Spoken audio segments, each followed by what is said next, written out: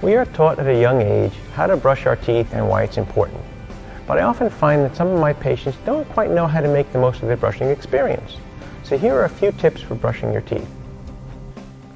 First, choose a toothbrush with soft nylon bristles.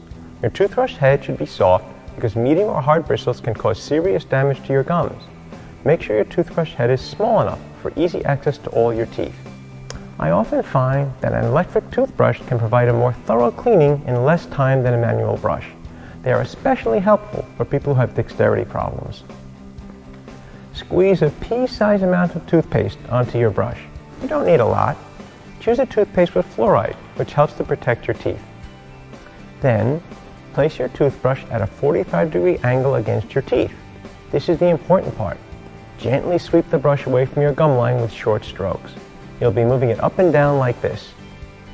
Continue cleaning your teeth in small sections. Be careful not to press too hard or you could cause damage. Pay special attention to the gum line and be sure to let the bristles get in the spaces between the teeth.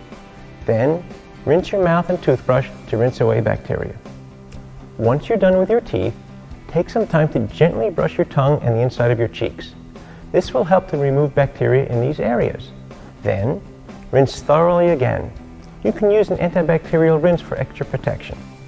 Most people don't brush long enough. Proper brushing takes at least 2 to 3 minutes. I suggest using a timer to make sure you're brushing long enough. Remember to change your toothbrush every 3 to 4 months. Not only are old toothbrushes less effective, they can harbor bacteria. Most importantly, brush your teeth at least twice a day, especially after eating. That's the best way to get plaque the brush off.